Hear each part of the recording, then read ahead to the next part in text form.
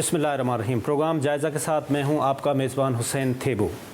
आज के प्रोग्राम में हम तफसीलन बात करेंगे जो इस वक्त मिडल ईस्ट में सिचुएशन है, जो ख़ास तौर पे जो ईरान के अंदर अटैक हुआ और उसके बाद का एक्सपेक्टेड रिएक्शन क्या होगा।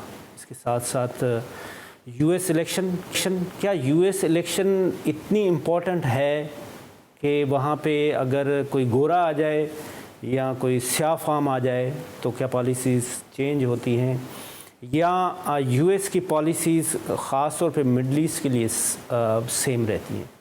क्या ईरान की कैपेबिलिटी ये है कि ईरान इस लेवल का रिस्पांस कर सके। क्या हिज़्बुल्लाह जिसका लीडर हसन नसरुल्लाह है, उसका अहम साथी जो है वो भी शहीद किया गया है।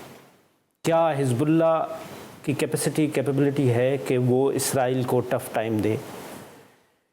यूएस ख़ास तौर पे जो वेस्ट की कंट्रीज़ हैं वो सारे के सारे अगर देखा जाए तो वो इसराइल के साथ खड़े हैं। तो मुसलमान कहाँ खड़े हैं? ये जो OIC है ख़ास तौर पे इसका क्या रोल है? ये जो हमने इस्लामी ममालिक का एक 40 कंट्रीज़ का एक कोलिशन बनाया जिसके हेड जो हैं वो हमारे साबका फार्मर आर्मी चीफ़ हैं, उनका क्या रोल है इस पूरे एपिसोड में? इसके साथ साथ पाकिस्तान की इंटरनल बात करें तो हमारे पास महंगाई, ख़ास तौर पे ये जो एनर्जी क्राइसिस हैं, क्या वाकई ये एनर्जी के क्राइसिस इतना बड़ा सीरियस मसला है? और उसके साथ साथ ये जो कैपेसिटी चार्जेस है जो हम IPPs को दे रहे हैं, ये कितना बड़ा मसला है और इसका सलूशन क्या है? हमारे साथ इस वक्त स्टूडियो में मौजूद हैं अरसलान इस्लाम शेख साहब हैं जो स्पोक पर्सन है सिंध गवर्नमेंट के, इसके साथ साथ सक्खर के मेयर भी हैं। सर आपका बहुत बहुत शुक्रिया, आपने हमें टाइम दिया। इसके साथ साथ एम्बेसडर JR बलोच साहब किसी तारुफ के मोहताज नहीं हैं, फॉरेन अफेयर्स के एक्सपर्ट हैं। सर आपका बहुत बहुत शुक्रिया बलोच साहब, आपने हमें टाइम दिया। शुरू करते हैं अरसलान इस्लाम साहब, आपसे शुरू करते हैं। ये बताएं कि इस वक्त ये जो मुल्क में एक इंतशार है, एक अफरा तफरी है, जिस तरह से आप देख रहे हैं कि लोग इस IPPs के मैटर को लेके बहुत सीरियस हैं, और क्या आप समझते हैं कि ये जो जमात इस्लामी लीड कर रही है इस मामले को, वो इसके ख़िलाफ़ प्रोटेस्ट कर रही है, कहीं पीपल्स पार्टी पीछे तो नहीं रह जाएगी? नहीं सर, देखें, पाकिस्तान पीपल्स पार्टी ने हमेशा पाकिस्तान की जमहूरियत और पाकिस्तान की बका के लिए फ़ैसले लिए। IPPs एक इंडिविजुअल इशू नहीं है, देयर आर मल्टीपल इश्यूज़ जिनको हमें पाकिस्तान में इस वक्त ब्रॉडर पर्सपेक्टिव में देखने की ज़रूरत है। इशू, सबसे बड़ा इशू है माशियत, और इस वक्त जो आपकी इकनॉमिक क्राइसिस है उसको आपको एड्रेस करने के लिए मुल्क में एक इस्तेकाम चाहिए। मैं आपसे एक छोटी सी देखें मिसाल देता हूँ कि इस्तेकाम कैसे आएगा आपका इकनॉमिक, जब आपकी फॉरेन इन्वेस्टमेंट आएगी, आपका जो लोकल पाकिस्तानी बिजनेसमैन है वो इस मुल्क के अंदर पैसे इन्वेस्ट करेगा, इकनॉमिक सर्कल चलेगा, इनकम टैक्सेस आएंगे, उसके असरात आम आदमी तक जाएंगे, कुव्वत ख़रीद और फ़रोख्त दोनों में इजाफा होगा। लेकिन जब आप धरना करते हैं, आप प्रोटेस्ट करते हैं, तो उससे मुल्क में क्या होता है, उससे मुल्क के अंदर एक अनरेस्ट पैदा होता है। यानी just suppose if I am a businessman और मैंने कोई बिज़नेस अपना करना है, तो अब मैं वेट एंड वॉच में चले जाऊँगा। आप एक दिन वेट कर इस वक्त पाकिस्तान 6-6 महीने पीछे जा रहा है। मुझे ज़रूर इस बात का एहसास है कि ये सवाल आप करेंगे कि पाकिस्तान पीपल्स पार्टी ने भी लॉन्ग मार्च की थी, महंगाई के ख़िलाफ़ धरने की कॉल की थी। लेकिन वो जो लॉन्ग मार्च महंगाई के ख़िलाफ़, मैं ये सवाल नहीं करता हूँ, मैं आपसे इसी रिलेटेड सवाल करता हूँ जो आपने कहा कि मुल्क में स्टेबिलिटी सिर्फ एक सूरत में आएगी कि यहाँ पे FDI आएगी, यहाँ पे फर्दर इन्वेस्टमेंट होगी। आप एक बिज़नेसमैन भी है, आप मुझे ये बता दें कि ये जो एनर्जी आप कह रहे हैं कि ये क्राइसिस है ही नहीं, तो अगर आप कॉम्पीट करेंगे, आपको सबसे बड़ा जो इस वक्त मसला है वो आपका एक्सपोर्ट बढ़ाना है ना, वो एक्सपोर्ट आपका 60 to 70% टेक्सटाइल है। जब आप इंटरनेशनल मार्केट में टेक्सटाइल को बेचने जाते हैं ना, तो वहाँ पे शॉप बने होते हैं ना, एक आपका बांग्लादेश होता है, वहाँ पे एक इंडिया होता है, चाइना से तो कंपटीशन ही नहीं करते हैं, एक आपका वियतनाम होता है, उसके साथ पाकिस्तान होता है। अगर आप एनर्जी क्राइसिस पे भी हम देखते हैं ना, तो हमारी जो कास्ट ऑफ डूइंग बिज़नेस है वो 16 सेंट है, इंडिया की 6 सेंट है, बांग्लादेश की 9 सेंट है। وہ ہم کس طرح سے کمپیٹ کر کے وہ آرڈر لیں جس کی وجہ سے ہمارا بزنس نہیں آ رہا, FDI نہیں آ رہی, آپ کی جو انڈسٹریل گروتھ ہے وہ نیگیٹو میں کیوں جا رہی ہے؟ بیکاز آپ کے انرجی کرائسس ہیں. یہ تو نہیں ہے کہ وہ دھرنے والے نے کسی کو روکا ہے.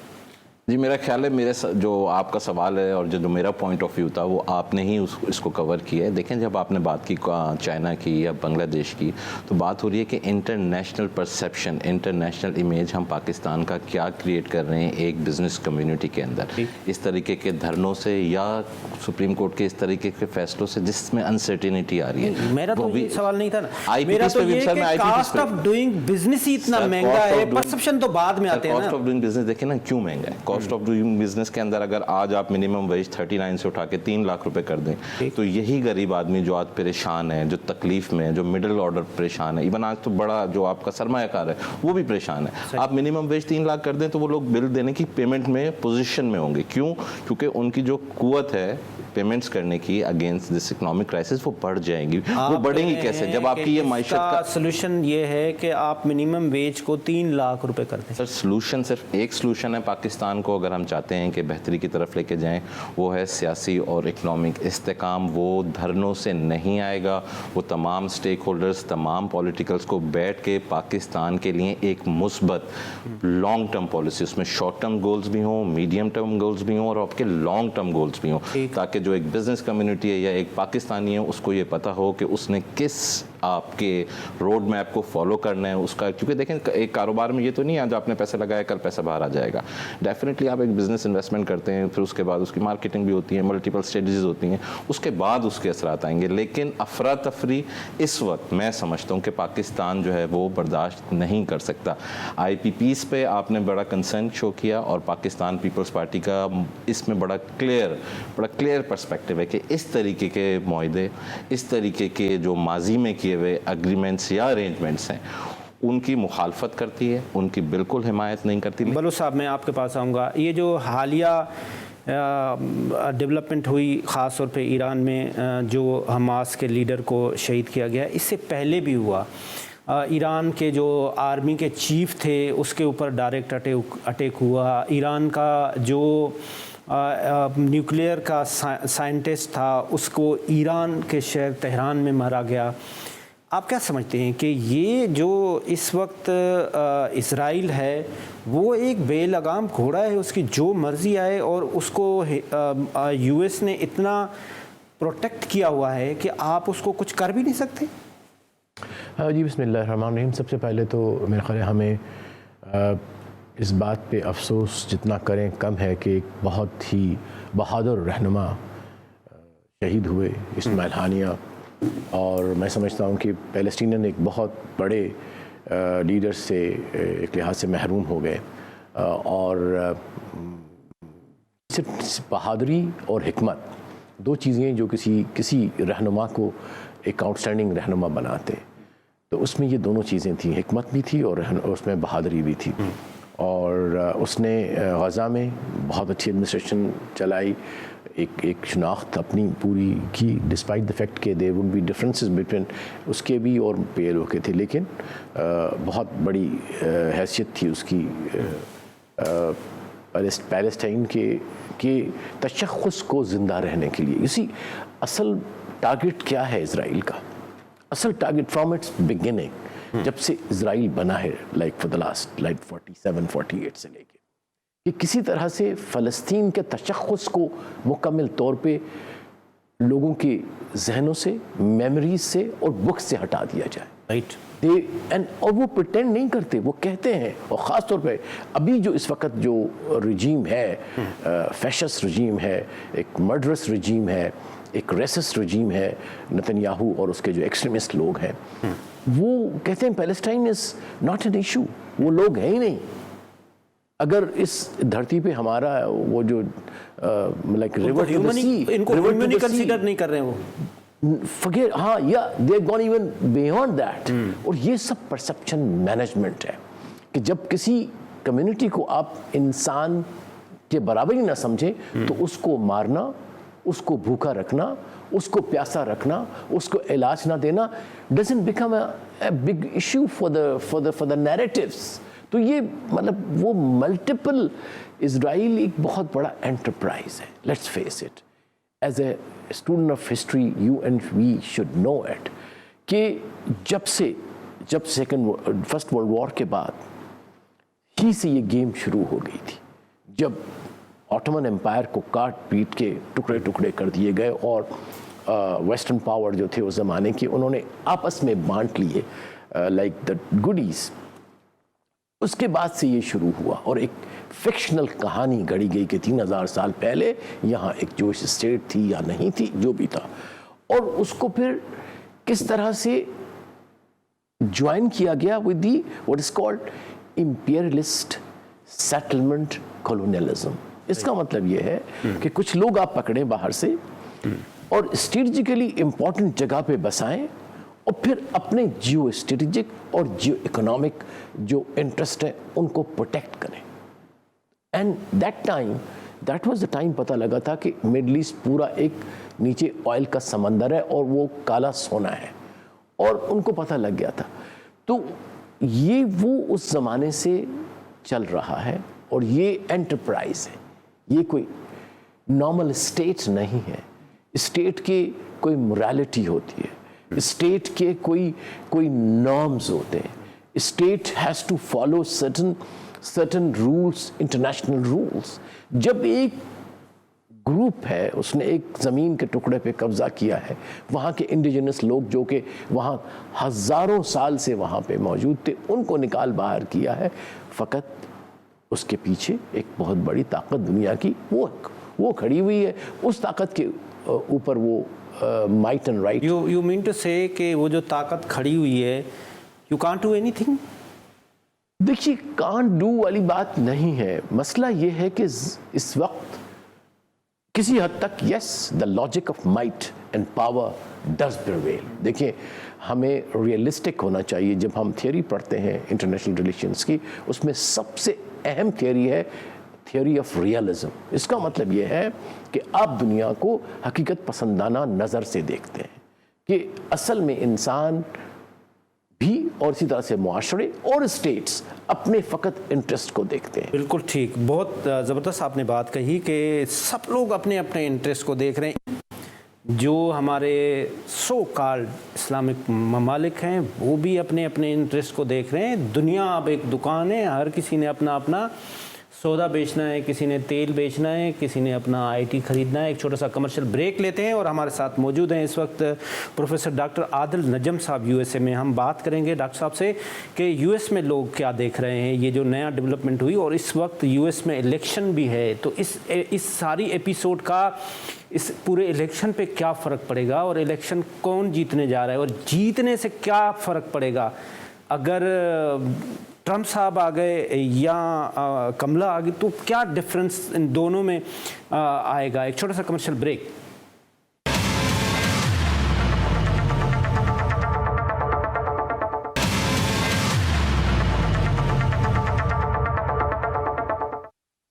جی ویلکم بیک ناظرین. اس وقت ہمارے ساتھ موجود ہیں پروفیسر ڈاکٹر عادل نجم صاحب US سے ہمیں موجود ہیں. ڈاکٹر صاحب آپ کا سب سے پہلے بہت شکریہ, آپ نے ہمیں ٹائم دیا. یہ جو ریسنٹ ڈیولپمنٹ ہوئی ہے, اسماعیل ہانیہ صاحب کی جو شہادت ہوئی, ایران کے اندر US میں بیٹھے لوگ اس کو خاص طور پہ آپ جیسے دانشور اس کو کیسے دیکھ رہے ہیں؟ بہت شکریہ جی, بہت شکریہ, thank you for having me. میرے خیال میں یہ جو ابھی ڈیولپمنٹ ہوئی ہے یہ بڑی خبر, ہم کئی بار ہر خبر پوچھتے ہیں, ہر خبر بڑی خبر نہیں ہوتی, لیکن یہ ہے کہ یہ ایک گیم چینجر ہے. اور گیم چینجر سے میری مراد یہ ہے کہ ہر پلیئر اس بساط کا اس کو ری تھنک کرنا پڑے گا کہ وہ کیا کرے, بشمول امریکہ کیا دیکھتا ہے. ان کا بہت بڑی جگہ ہے, مختلف لوگ مختلف چیزیں دیکھ رہے ہیں. بہت سے جو ہیں یہاں حکومت میں بھی اور لوگوں میں بھی اور پارٹیز میں بھی, وہ اسرائیل کے حمایتی ہیں. وہ اس کو اسرائیل کی نگاہ سے دیکھتے ہیں. اس نگاہ میں ان کو نظر یہ آتا ہے کہ حماس جو ان کے لحاظ سے ایک ٹیررسٹ آرگنائزیشن ہے, اس کے خلاف جنگ ہے, اور وہ اس میں اس کی ایک کڑی دیکھتے ہیں. لیکن ایک اور چیز جو دیکھ رہے ہیں انکلوڈنگ جو حمایتی ہیں اسرائیل کے, وہ یہ کہ جو اسیسنیشن کی پالیٹکس ہے کہ ایک ملک دوسرے ملک میں جا کے کسی شخص کو قتل کر دیتا ہے، یہ ایک بڑی ڈینجرس گیم ہوتی ہے. رائٹ. اور ان اے وے ہم نے پچھلے ہفتے میں نہ صرف اس کے ساتھ، اس سے پہلے ایک روز قبل لبنان میں بھی یہ دیکھا. اس کو یقیناً نہ صرف امریکہ لیکن دوسرے حمایتی بھی یورپ میں جو ہے وہ تشویش سے دیکھ رہے ہیں. آپ نے بھارت کی طرف سے بھی یہ دیکھا کہ جو اسیسنیشن کی پالیٹکس ہے یہ جب انریول ہو جاتی ہے تو جو آپ کے جو بھی تھوڑے موٹے ٹوٹے پھوٹے قواعد ہوتے ہیں وہ اور ہاتھ سے نکل جاتے ہیں.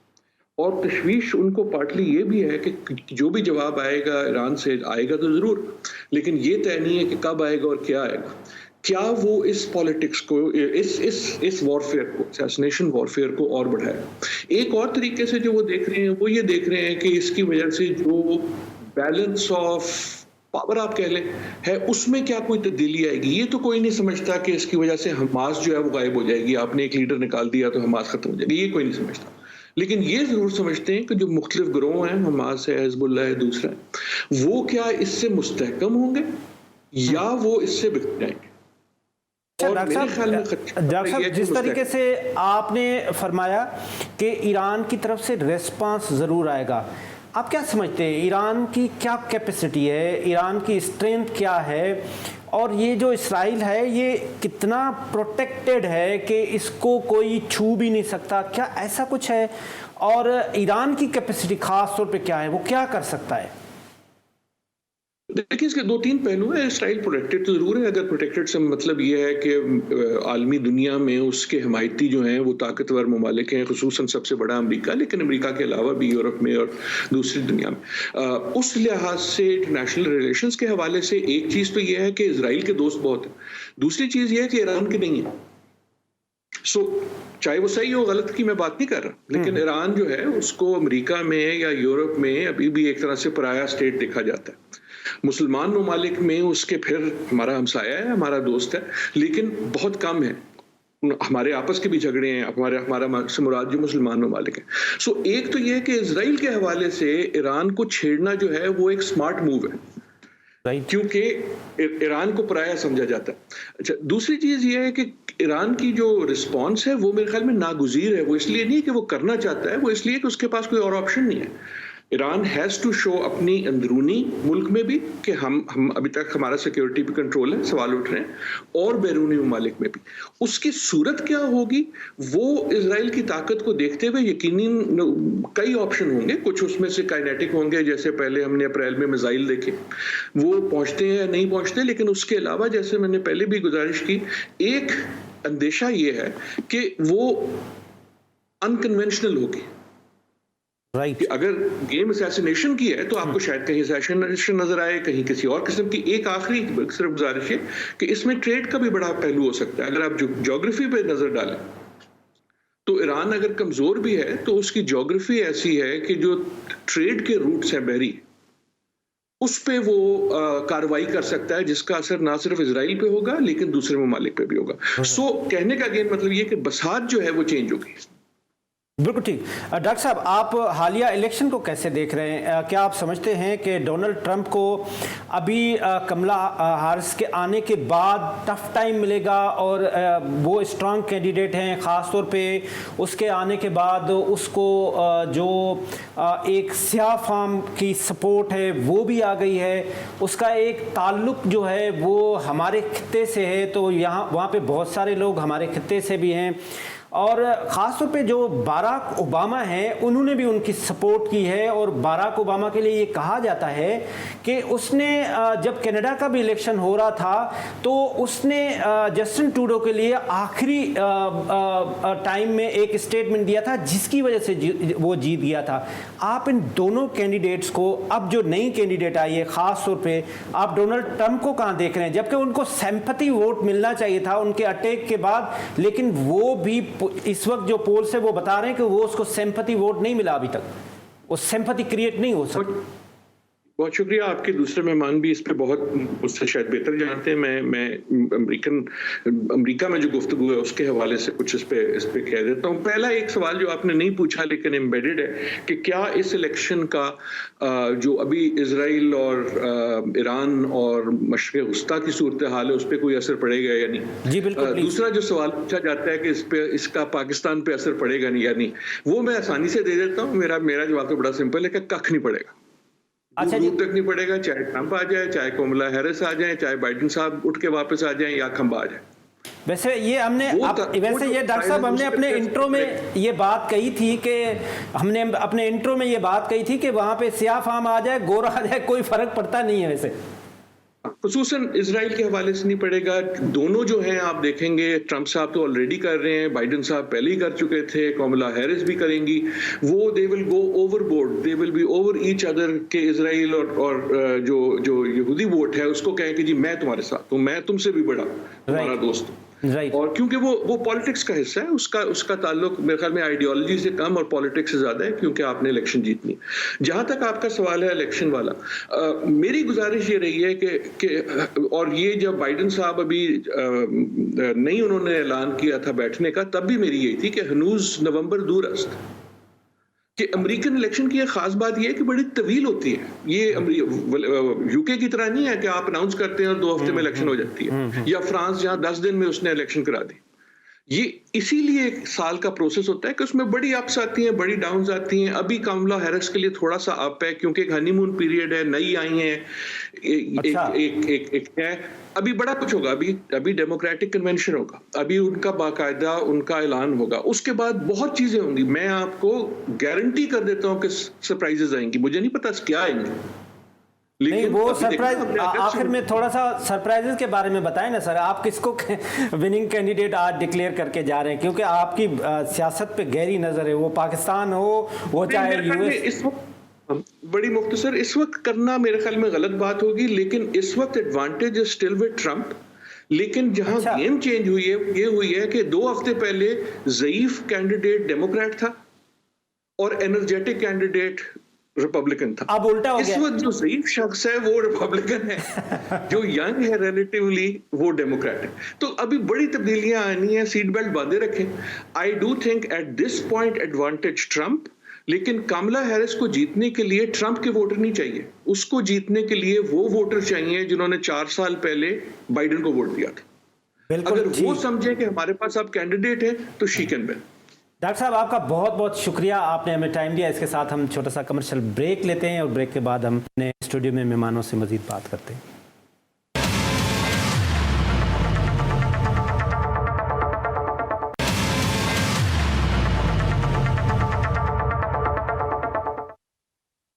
جی ویلکم بیک ناظرین. ہم بریک سے پہلے خاص طور پہ جو مڈل ایسٹ میں اور جو الیکشن یو ایس ہو رہے تھے, ارسلان صاحب آپ سندھ گورنمنٹ کے ترجمان بھی ہیں. آپ کی حکومت کو یہاں پہ سندھ میں تقریباً 15 سال سے کنٹینیوشن میں چل رہی ہے. آپ کے بڑے اچھے کام بھی ہیں. ہم نے دیکھا ہے کہ خاص طور پہ جو شرجیل صاحب ہے یا جو لوکل گورنمنٹ ہے, لیکن آپ وہ امیج بلڈنگ اور پرسپشن کریٹ نہیں کر سکے. مطلب لوگوں میں آج بھی وہ ہے, کتنا بھی ہم دیکھتے ہیں کہ آپ کا انفراسٹرکچر بہت اچھا ہے, لیکن وہ امیج بلڈنگ نہیں. ابھی جیسے بارشیں بھی ہوئی تو ہم نے دیکھا کہ مرزا وہاب صاحب گلیوں میں گئے, ہر جگہ پہ گئے, آپ لوگ سب گئے, لیکن امیج بلڈنگ کا بڑا مسئلہ ہے. Do you agree with me? جی بالکل, we agree on this subject matter. اور جو ترجمان چیئرمین صاحب بلاول بھٹو صاحب نے کیے, اس کا ایک ریزن یہ بھی ہے کہ جتنا سارا کام ہم کر رہے ہیں, پاکستان پیپلز پارٹی جو ایک تاریخی کام کر رہی ہے جو نظر نہیں آ رہا. بڑے آپ نے جس طرح ٹرانسپورٹ کا آپ نے ذکر کیا, لیکن اگر ہم صرف بات کریں اریگیشن ڈپارٹمنٹ کی, تو اریگیشن ڈپارٹمنٹ کا جو یہ کینال سسٹم ہے یہ 1408 مائلز پہ. تو آپ سوچیں اس سے کتنی بڑی پورے پاکستان صوبہ سندھ کی معیشت انٹیگریٹڈ ہے. اگر یہ نظام نہیں چل رہا تو یہ کیسے سارا سلسلہ چل رہا ہے. بلکہ 2022 की बरसातों के बाद वर्ल्ड बैंक और इंटरनेशनल एजेंसीज़ ने जब खमियाजा लगाया कि इन बरसातों ने कितना डैमेज किया, तो $200 बिलियन का उसके अंदर डैमेज थे मल्टीपल जगह पे, यानी कि उनके डिफेक्ट्स आए। अल्हम्दुलिल्लाह एक शॉर्ट पीरियड के अंदर एक rehabilitation relief immediate programme start किया चेयरमैन साहब ने, और इनमें शॉर्ट टर्म, लॉन्ग टर्म और मीडियम टर्म तमाम गोल्स थे। शॉर्ट टर्म में 84 प्रोजेक्ट्स में से अल्हम्दुलिल्लाह आज 80 प्रोजेक्ट्स कंप्लीट हैं, तभी ये पानी फसलों तक पहुंच रहा है। और हम वो टाइम शायद भूल गए, ज़्यादा पुराना नहीं है, सिर्फ 2022 का है सर, जब उस वक्त कैलकुलेशन की गई थी, और ये सिंध गवर्नमेंट की नहीं थी, इंटरनेशनल एजेंसीज यूनाइटेड नेशंस की थी, कि 1,23,00,000 अफराद अफेक्ट हुए, 21 लाख से ज़ायद घर तबाह हुए। और मैं समझता हूँ आपके नॉलेज में ये होगा, शायद पब्लिक के नॉलेज में नहीं है, कि 21 लाख घर Pakistan peoples party free of cost लोगों को बना के दे रही है, जिसमें 1,23,00,000 की आबादी, जो दुनिया के 154 ममालिक की आबादी से ज़ायद है, ये रिलीफ उनको प्रोवाइड कर रहे हैं। और फिर सवाल उठता है कि पीपल्स पार्टी करप्शन, ये वो फलाना, तो आप देखें ये 600 अरब रुपए का मंसूबा है, और ये शायद दुनिया का या पाकिस्तान का एटलीस्ट वाहिद मंसूबा होगा जिसमें कोई कॉन्ट्रैक्टर इन्वॉल्व नहीं है। ये पैसे डायरेक्टली उन अफेक्टीज़ को जा रहे हैं जिनके घर तबाह हुए, साथ में NGO सिंध गवर्नमेंट सिर्फ उनकी सुपरविजन कर रही है, ना सिर्फ वो घर बन रहे हैं, साथ साथ उसमें ये हो रहा है कि एक उनकी स्किल डेवलप हो रही है। जब इंटरनेशनल एजेंसीज़ ने इसका सर्वे किया तो सामने आया कि 10 लाख एम्प्लॉयमेंट इससे जनरेट हुई, 1.25 लाख से ज़ायद आपकी विडोज़, और 1,05,000 से ज़ायद जो हैं वो आपके जो डिसेबल लोग होते हैं वो मुफीद हुए। घर बने या नहीं बने ये भी एक सवाल आता है। अल्हम्दुलिल्लाह आज की तारीख में 1,76,000 घर कंप्लीट हो गए। अच्छा सर, बात ये ना कि ये आप इस फील्ड में बहुत अच्छा काम कर रहे हैं, ख़ासतौर पे अगर हेल्थ देखा जाए। अभी मैं बलूचिस्तान में था, एक हमारे पास बलूचिस्तान वर्कशॉप थी, तो वहाँ पे हेल्थ, सिंध के हेल्थ का जो जायज़ा लिया गया तो वो तमाम प्रोविंस में अच्छी थी, और आपका जो ख़ास तौर पे SIUT हो गया, जिम्स हो गया, बाकी जो भी इदारे इधर काम करें उसको भी सिंध गवर्नमेंट ही फंड कर रही है। जो मसला है वो एजुकेशन में है, वो आप मुझसे एग्री भी करेंगे कि एजुकेशन में इंफ्रास्ट्रक्चर होने के बावजूद, आपके टीचर्स होने के बावजूद, एजुकेशन लेवल, आप भी देही इलाके भी, आप बेसिकली आप इलेक्शन में लड़ते हैं, आपको पता है सिंध गवर्नमेंट एजुकेशन पे उस लेवल का काम नहीं कर रही है। अगर कर रही है तो आप उस पर हमें थोड़ा गाइड करें। जी देखें, बहुत सारे स्कूल्स हैं जो सिंध गवर्नमेंट NGOs को थ्रू उन्होंने अडॉप्ट किए हैं, काफ़ी सारे एग्रीमेंट्स हैं, अरेंजमेंट्स हैं USAID के, जिसमें कि आप सिंध के तमाम 26 अजला में जाएंगे तो मल्टीपल स्कूल इन्हीं इशूज़ की वजह से पब्लिक प्राइवेट पार्टनरशिप के उसके अंदर किए। और इस चीज़ को भी इंश्योर करने के लिए कि जो अभी तकरीबन 65,000 से ज़ायद उस्ताद जो हैं वो भर्ती हुए, जिसको आप कहते हैं ना ह्यूमन फ्री, यानी testing service human free IBA के थ्रू कराई गई, ताकि मेरिट पे टीचर्स आएँ, उसके अंदर कोई सियासी या कोई मुदाखलत किसी किस्म की नहीं की गई, कि आने वाले वक्त में आने वाली जनरेशन जो है वो बेहतर तालीम हासिल कर सके। और मैं आपसे इस बात पे एक इत्तेफाक भी करूँगा, बल्कि जिस तरह आपने कहा महंगाई आज का इशू है, लेकिन पाकिस्तान का जो सबसे बड़ा इशू है वो तालीम है। अगर हमने इस तालीम को नहीं ठीक किया, बल्कि इसमें हमारी जो चेयरमैन साहब की वो है, चेयरमैन साहब का तो बल्कि यहाँ तक हुआ है कि हम एक इंटरनेशनल, और इसमें भी ये तभी पॉसिबल होगा जब तमाम जमातें इसके अंदर इंटरेस्ट लें, कि एक आप हार्वर्ड से या ऑक्सफोर्ड से एक आप पूरा इसका मास्टर प्लान बनाएं लॉन्ग टर्म 30 साल का, जिसमें इंडिकेटर्स हों, और आपके नॉन पॉलिटिकल कर दिया जाए इस इदारे को, ताकि आने वाली हमारी जो नस्ल है वो पढ़ी लिखी हो। बिल्कुल ठीक। बलोच साहब, US इलेक्शन को आप कैसे देख रहे हैं? जिस तरह से डॉक्टर आदिल नजम ने तो कहा कि वहाँ पे स्याह आ जाए, वहाँ पे वाइट आ जाए, कोई फ़र्क नहीं पड़ता, वो ख़ास तौर पर ना मिडल ईस्ट के लिए फ़र्क पड़ता है ना ईरान कॉन्फ्लिक्ट के हिसाब से। इस वक्त आप किसका पलड़ा भारी देख रहे हैं, अगर, और उसका कोई हमारे ऊपर इम्पैक्ट इन योर आई आता है? आप मुख्तलिफ़ जगहों पे एम्बेसडर भी रहे हैं, आपके पास अंदर की खबर भी होती है। देखिए, थोड़ा सा मेरा perspective on US quality of democracy. Democracy पर से आप उसको टिक नहीं कर सकते। It's all about the quality of the democracy and quality of process and, और उसमें बहुत सारे इंडिकेटर्स हैं, अब तो डेवलप भी हो गए हैं, कि किस तरह से हाउ टू मेजर इट, कि फंडिंग किस तरह दी जाती है, किस तरह से वेस्टेड ग्रुप्स जो हैं वो इन्फ्लुएंस कर रहे हैं, किस तरह से किसी एक कम्युनिटी को सप्रेस किया जा रहा है, जेरी मैंगलिंग होती है जिसमें कॉन्स्टिट्यूंसी ऐसी बनती है कि एक ख़ास कम्युनिटी को तोड़ा फोड़ा जाता है, इंश्योर किया जाता है कि वो हो। सो I think US democracy unfortunately has gone into decline. I mean, I as a observer of political science, मैं पढ़ाता भी हूँ आजकल यूनिवर्सिटी में, तो मेरा ख्याल है कि US democracy has gone really backward. Otherwise, theoretically, शुरू में जिस तरह से उसका एक था romanticism with democracy लोगों का, How do you and say it was gone to the backward? How do you say? मतलब उसमें इसलिए आप कि कोई वहाँ points देना? मैं बताता हूँ उसका. उसमें रीज़न ये है कि एक एथनोसेंट्रिक उसमें एलिमेंट आ गया है, और सबसे बड़ी बात जो है, जो उसमें व्हीलिंग डीलिंग और मनी मैटर्स आ गए हैं, जो सबसे बड़ी जो लॉबिंग का जो सिलसिला आ गया है, it's kind of a institutionalised distortion है Okay. असल लोगों की, कि कितना पैसा आपने दिया, किस तरह आपने परसेप्शन मैनेजमेंट किया, कितना आपने एड्स चलाए, कितना पैसा जमा किया. ज़्यादातर कसूरवार तो मीडिया को ठहरा रहे हैं. No, I'm not saying that. Media is like a screen. I switch on whatever channel I want to. तो इसलिए मैं आपको नहीं कर रहा, मीडिया को, टीवी को नहीं कर रहा हूँ, मैं उस इंसान को कर रहा हूँ, उस बंदे को, उस इंस्टीट्यूशन को कर रहा हूँ जिसके हाथ में रिमोट कंट्रोल है. ठीक. Remote control means the money and institutions. तो मेरे ख्याल है America which was supposed to be the kind of एक बहुत बड़ा किला डेमोक्रेसी का समझा जाता था, एक बेकन समझा जाता था, एक लिहाज से रोल मॉडल भी था कि इस तरह होनी चाहिए डेमोक्रेसी. ठीक है, वो आप अभी भी यूके की डेमोक्रेसी के साथ उसको कंपेयर नहीं करना पा रहे? देखो यूके में एक बड़ी इंटरेस्टिंग मॉडल है. somebody was saying about the constitution, we were talking about because हम अभी इंशाल्लाह पढ़ाएंगे बच्चों को, पाकिस्तानी को, कि कॉन्स्टिट्यूशन क्या होता है पाकिस्तान का, और ह्यूमन राइट्स, नई चीज़ पढ़ाने की. तो उसमें उन्होंने कहा कि भी what about British constitution. I said नहीं, उसका तो लिखा हुआ है ही नहीं कॉन्स्टिट्यूशन, लेकिन वो एक ऐसी डेमोक्रेसी है जो कि ट्रेडिशन से आई है. अब देखिए ना, एक मुसलमान है, लंदन का मेयर है, एक प्राइम मिनिस्टर था जो कि इंडियन ओरिजिन का था, अब वो फिर दोबारा दूसरा आ गया है. तो एक लिहाज से वो वो डेमोक्रेसी किसी हद तक, its beauty of democracy. It is beauty of democracy. तो वहाँ जो ब्यूटी अमेरिका की डेमोक्रेसी की unfortunately has been cut short, it has been distorted. साहब हमारा टाइम खत्म हो रहा है. डोनाल्ड ट्रंप को देख रहे हैं या कमला हैरिस को देख रहे हैं आप? देखिए, as Adil Sahab was saying कि it's difficult to make a guess. Too early to say.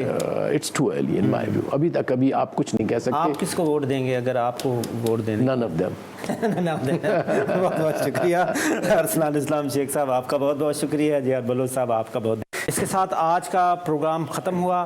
खुदा हाफिज़. पाकिस्तान.